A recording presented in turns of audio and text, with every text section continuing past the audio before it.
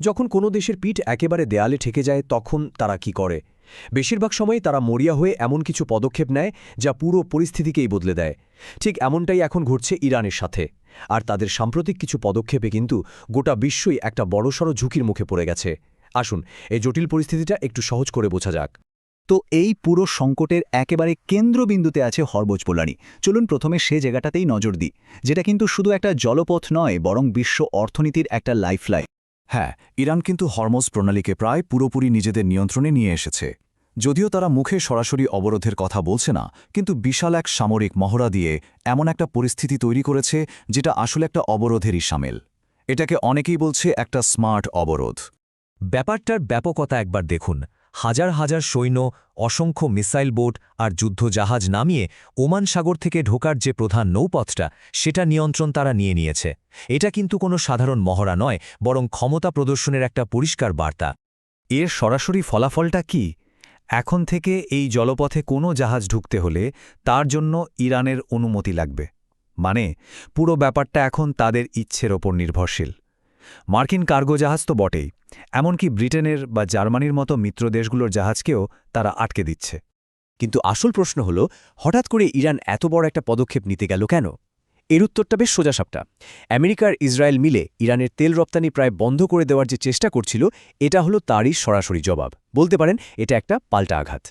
একদিকে যেমন সামরিক উত্তেজনা বাড়ছে, অন্যদিকে জেনেভাতে চলছে এক জটিল কূটনীতিক খেলা। চলুন এবার সেই আলোচনার টেবিলে কি হচ্ছে সেদিকে একটু নজর দেয়া যাক। দেখুন ঘটনাগুলো কত দ্রুত ঘটছে। কিছুদিন আগেই আমেরিকা আর ইসরায়েল চাপ দেওয়ার সিদ্ধান্ত নিল, আর আজকেই ইরান তার পাল্টা জবাব দিয়ে দিল। আর এইরকম একটা উত্তপ্ত পরিবেশের মধ্যেই আজ রাতে জেনেভায় শুরু হচ্ছে পারমাণবিক আলোচনা।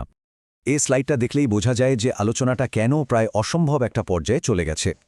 একদিকে আমেরিকা চাইছে ইরান তার মিসাইল প্রোগ্রাম থেকে শুরু করে ইউরেনিয়াম সমৃদ্ধকরণ সবকিছু বন্ধ করে দিক। অন্যদিকে ইরানের জবাবটা একদম সোজাসাপটা। তাদের সার্বভৌমত্ব আর জাতীয় সক্ষমতা নিয়ে কোনো রকম আলোচনা বা আপোষ হবে না। দুপক্ষই নিজেদের দাবিতে একদম অনড়। তাহলে এই আলোচনার সফল হওয়ার সম্ভাবনা ঠিক কতটুকু? বিভিন্ন সামরিক বিশেষজ্ঞ আর থিঙ্ক ট্যাঙ্কের মতে সম্ভাবনাটা হলো মাত্র ৫%। হ্যাঁ, মাত্র ৫%। এই একটা সংখ্যাই বলে দেয় যে পরিস্থিতি কতটা গুরুতর। মানে প্রায় সবাই ধরে নিয়েছে যে এই আলোচনা ব্যর্থ হতে চলেছে। তাহলে এখন প্রশ্ন হল, এই আলোচনা যদি ব্যর্থ হয়, যেটা প্রায় নিশ্চিত, তাহলে এরপর কি হবে? আমেরিকার পক্ষ থেকে এই হুমকিটা কিন্তু একদম পরিষ্কার এবং প্রকাশ্য। তারা খোলাখুলি বলে দিয়েছে আলোচনা ব্যর্থ হওয়ার অর্থই হল যুদ্ধের জন্য সবুজ সংকেত। এর পেছনের কৌশলটাও কিন্তু বেশ পরিষ্কার।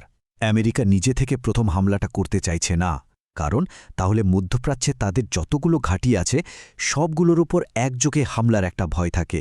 তাই তারা চাইছে ইসরায়েলকে সামনে রেখে পেছন থেকে সবরকম সমর্থন দিয়ে কাজটা সারতে। কিন্তু ইরান কি আমেরিকার এই চালটা বুঝতে পারছে না?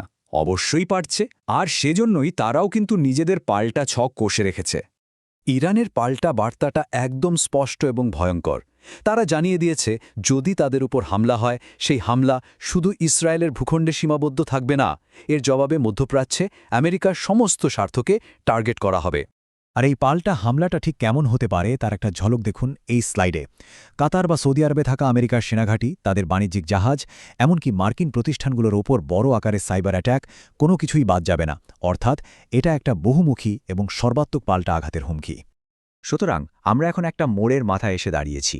আজকের জেনেভা বৈঠক কি এই চরম সংকট থেকে বেরিয়ে আসার কোনো পথ দেখাবে, নাকি এখান থেকেই শুরু হবে এক ভয়ঙ্কর নতুন যুদ্ধের? পুরো বিশ্বের চোখ এখন এই আলোচনার দিকে।